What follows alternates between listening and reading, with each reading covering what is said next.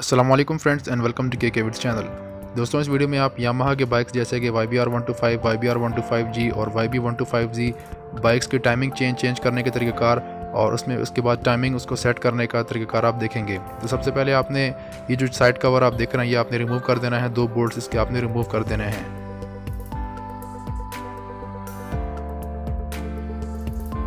इसके बाद बेहतर है कि आप इसका ऑयल भी ड्रेन कर दें।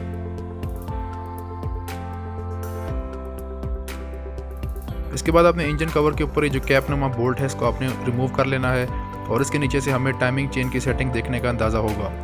सबसे पहले आपने इसको जो टाइमिंग गिरारी है उसको आपने घुमाना है और उसका जो कट है उसको आपस में टॉप नीचे जो कट हैं आपस में मैच कर देने, ऊपर वाले नीचे वाले को जो पिस्टन टॉप पे आ जाएगा।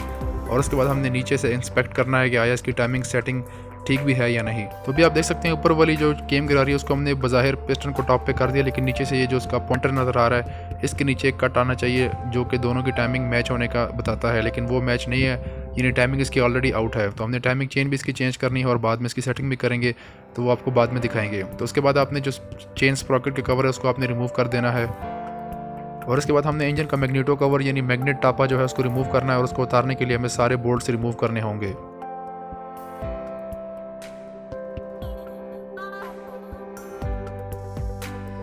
तो भी आप देख सकते हैं साइड कवर को सिंपल आपने बाहर खींचना है और ये साइड कवर इसका यानी मैग्नेट टापा जो है वो बाहर आ जाएगा।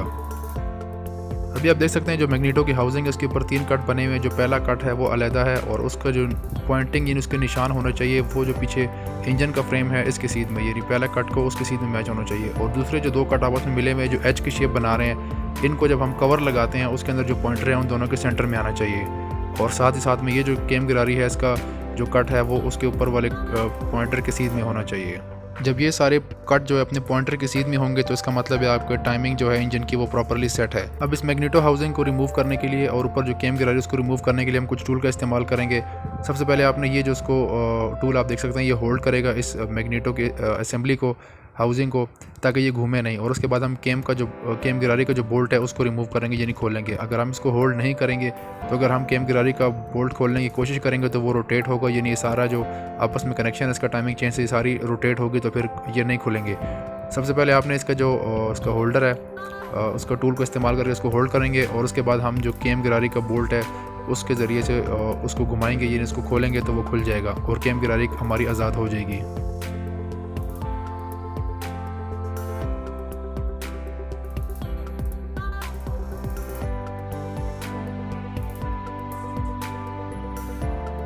अब केम गिरारी को निकालने से पहले सबसे पहले हम इसका टाइमिंग चेन टेंशनर निकालेंगे ताकि ये निकले और जो टाइमिंग चेन पर प्रेशर पड़ा हुआ है वो कम हो जाए। जब प्रेशर कम होगा तभी हम इस चेन को बाहर निकाल पाएंगे। अब चूंकि इंजन काफ़ी गर्म है इसलिए कपड़ा पकड़ पकड़ के इसकी हर चीज़ पे काम करना पड़ रहा है, तो बेहतर है कि आप ठंडे इंजन पे काम करें, लेकिन यहाँ मजबूरी थी, इतना टाइम नहीं होता तो इसलिए गर्म इंजन पर थोड़ा सा काम करना पड़ गया।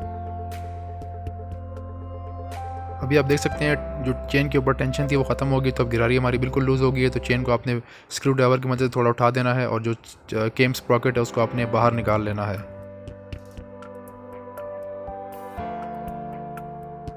जैसा कि आप देख सकते हैं बासानी जो केम स्प्रॉकेट है वो बाहर आ चुकी है।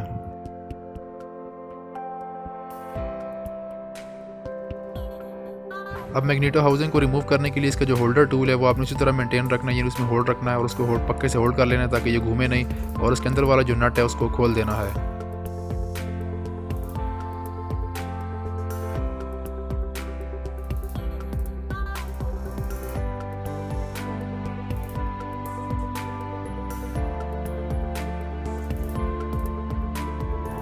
अब इसके बाद जो मैग्नेटो पुलर टूल है वो हम इस्तेमाल करेंगे और वो इसके अंदर फिट करेंगे। इसके अंदर आप देख सकते हैं इसके अंदर वो चूड़ियाँ बिठाएंगे और उसके बाद उसका बाहर वाला नट है उसको टाइट करेंगे। उसको जो रोटेट करेंगे टाइट करेंगे तो ये जो पूरे मैग्नेटो है, ये जो पूरी असेंबली है, ये जर्क के साथ, झटके के साथ बाहर आ जाएगी।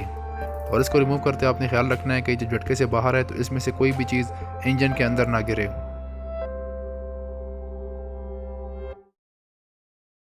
अब हमारा मैग्नेटो बिल्कुल रिमूव हो चुका है। अब टाइमिंग चेन को निकालने के लिए ऊपर से आपने इसको निकाल देना है और नीचे से भी आपने इसको बाहर निकाल लेना है, यानी ऊपर से भी आज़ाद करेंगे तो नीचे से भी ये बाहर निकल आएगी और टाइमिंग चेन हमारी पुरानी वाली रिमूव हो जाएगी।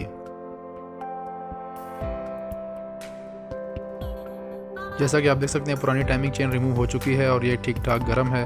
और गर्म इंजन पे काम करना आसान नहीं, लेकिन हमारी मजबूरी थी। लेकिन आपने जब भी काम करना है तो कोशिश करें ठंडे इंजन पे काम करें ताकि कोई परेशानी ना हो। अब ये नई टाइमिंग चेन हम निकालेंगे और इसमें भी फिट करेंगे।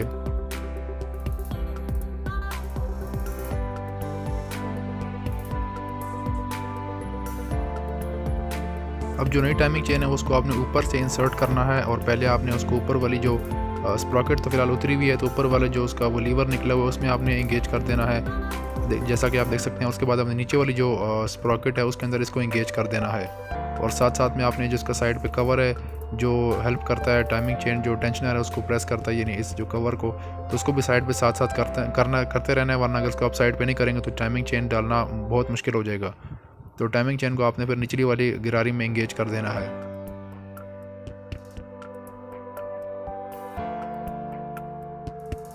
टाइमिंग चेन को निचली वाली स्प्रॉकेट में इंगेज करने के बाद आपने उसके ऊपर जो वॉशर है वो रख देना है। और वॉशर के बाद इसके बाद आपने ये वाली जो उसकी स्प्रॉकेट है गिरारी है वो आपने इसमें बिठा देनी है।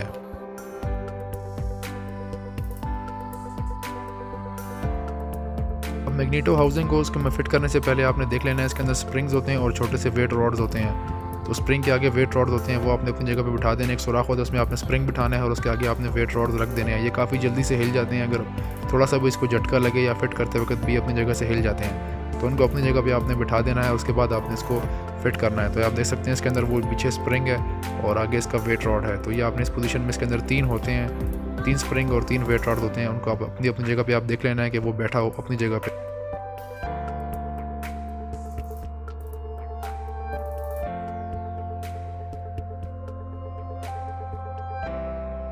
अब इसके अंदर स्प्रिंग और वेट रॉड्स को अपनी जगह पे रखने के बाद जो स्प्रॉकेट आपने लगाई थी पहले उसको आपने थोड़ी देर के लिए रिमूव कर लेना है और इसके अंदर आपने वापस बिठा देना है, ये देखने के लिए कि इसमें ये अच्छे से रोटेट कर रही हो फ्रीली।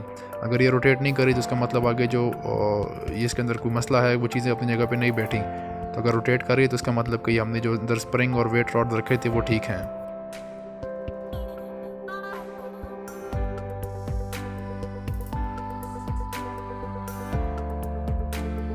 अब चेक करने के बाद आपने वो जो उसकी स्प्रॉकेट हमने थोड़ी देर की उतारी थी वापस इसमें से उठा लेनी है और उसमें वापस उसका जो लीवर है उसके अंदर आपने बिठा देना है। और उससे पहले जो वॉशर थी वो आपने देख लेना कि वो पहले बैठी हो, तो उसको हम वापस लगा देंगे स्प्रॉकेट को उसके अंदर।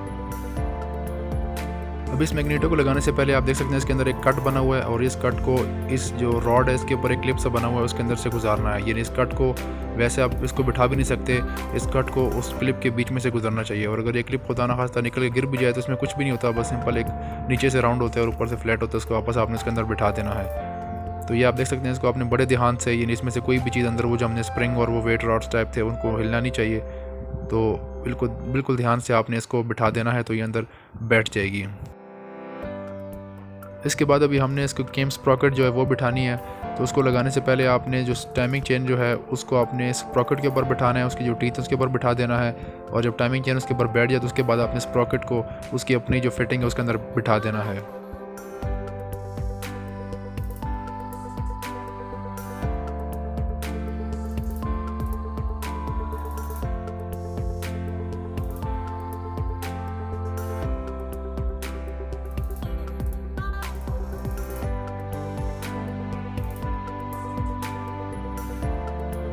अब हमने जो मैग्नेटो है उसको हमने रोटेट करना है और उसका जो पहला कट था, जिस तरह का मैंने पहले बताया था, पहले कट को हमने उसकी डायरेक्शन पहले कट की वो जो ऊपर पॉइंटर बना हुआ है उसकी सीध में कर देना है।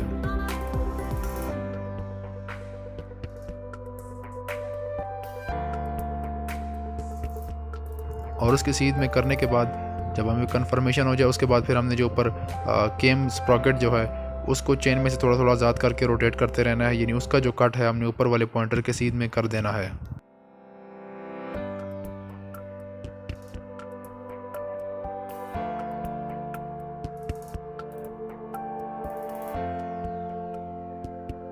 मैग्नेटो और केम गिरारी को अपनी अपनी सेटिंग यानी अपनी अपनी मार्किंग्स के हिसाब से सेट करने के बाद जो स्प्रॉकेट है केम की उसका बोल्ट हमने एंगेज कर देना है, यानी फुल टाइट नहीं करना, सिर्फ एंगेज यानी थोड़ा सा हैंड टाइट कर देना है।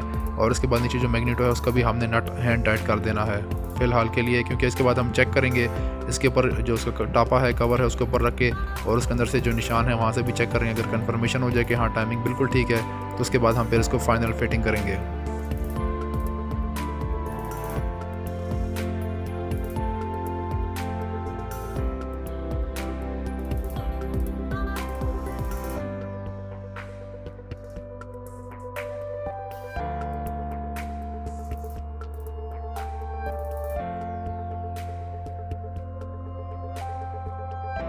अब हमने इसका जो मैग्नीटो जो कवर है टापा है इंजन का वो हमने लगा देना है, क्योंकि उसके अंदर जो पॉइंटर है वो भी हमने मैच करना है उसके कट के हिसाब से।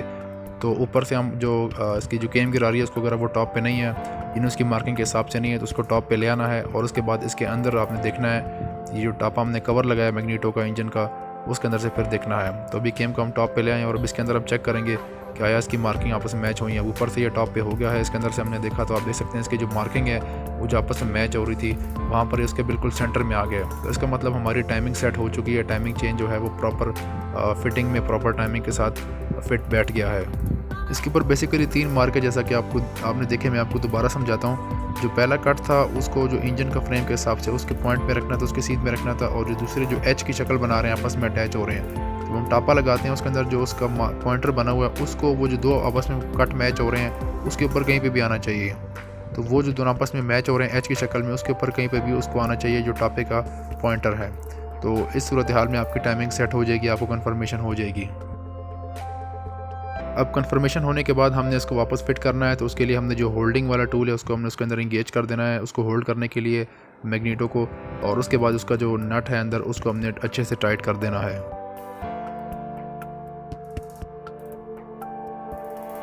अब इसको जो होल्डिंग टूल है मैग्नीटो होल्डिंग टूल को होल्ड करते हुए यानी मैग्नीटो को होल्ड करते हुए उसका जो केम का जो बोल्ट है उसको हमने अच्छे से टाइट कर देना है।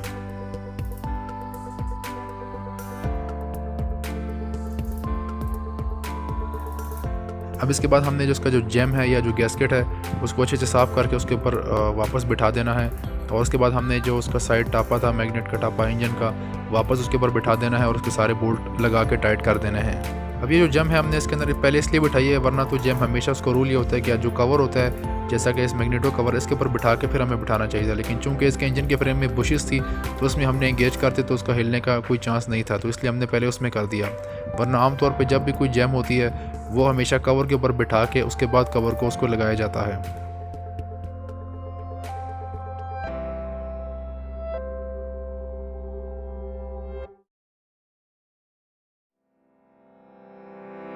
अब इसके बाद जो उसका कैप नट है उसको भी वापस एंगेज करके टाइट कर देना है। इसको ज़्यादा टाइट नहीं करना क्योंकि ये प्लास्टिक की होती है, मटेरियल हल्का होता है। जैसा कि आप देख सकते हैं केम का जो कवर है उसके ऊपर आप देख सकते हैं साइड पे काफ़ी मट्टी लगी हुई है। अब ये होता ही है कि इसकी जो नीचे ओरिंग होती है, सील होती है, वो ख़राब हो जाती है, तो फिर ये ऑयल इसमें से लीक होने लगता है और ऑयल जब चिपकता है इस सिलेंडर ब्लॉक पे तो वहाँ पर फिर ये मट्टी पकड़ने लग जाता है। तो इसका मतलब ये है कि इसकी ओरिंग चेंज होने वाली है, तो अभी हम इसकी ओरिंग भी चेंज करेंगे, उसके बाद हम इस कवर को उसके अंदर बिठाएंगे। अब जैसा कि आप देख सकते हैं इसके कवर पे भी काफ़ी मट्टी लगी हुई है, तो इन कवर को भी अच्छे से साफ़ करना है और जो ऊपर केम का जो इंजन के साइड थे उसको भी साफ़ करना है। और उसके बाद इसकी जो हम ओरिंग है इसको हम चेंज करेंगे। ओरिंग चेंज करने के लिए सिंपली आपने जो पुरानी ओरिंग है उसको उंगली की मदद से, नाखून की मदद से या किसी स्क्रू ड्राइवर की मदद से आपने खींचना है तो वो बाहर आ जाएगी। उसके बाद जो नई ओरिंग है उसको आपने उसकी तरतीब में उसकी जो अपनी कट बना हुआ है उसके अंदर आपने बिठा देना है, तो नई ओरिंग लग जाएगी। और अब इसको साफ़ करने के बाद हम इसको दोबारा फिट कर देंगे उस पर, तो उसके बाद लीकेज का मसला हल हो जाएगा और फिर ये मट्टी नहीं पकड़ेगा। अब सिंपली आपने इसके कवर लगा देना है, इसको एंगेज करना है और दोनों बोल्ट्स जो है उसको लगा के आपने टाइट कर देना है। और इसका टाइमिंग चेन का जो ऊपर वाला स्प्रिंग और वो नट है वो आपने लगा देना है, तो आपका ये काम ख़त्म हो जाएगा। अब टाइमिंग चेन का कोई भी इशू इसकी वजह से आते हैं, टाइमिंग चेन ख़राब हो जाए, पुरानी हो जाए, बहुत ज़्यादा लंबी हो जाती है, फिर ये शोर करता है इंजन, तो सारे मसले हल हो जाएंगे इससे। बहरहाल ये था टाइमिंग चेन को तब्दील करने का तरीक़ार और टाइमिंग चेन के साथ साथ टाइमिंग चेन की सेटिंग करने का तरीक़ार। उम्मीद करता हूँ ये वीडियो आपके लिए मालूमाती साबित हुई होगी। वीडियो अच्छी लगी तो वीडियो को लाइक कर दीजिए, KK चैनल को सब्सक्राइब कीजिए और बेल आइकन को भी प्रेस कर दें ताकि मैं जो भी नई वीडियो बनाया करूँ सबसे पहले आप देख सकें। अपना ख्याल रखिएगा। अल्लाह हाफिज़।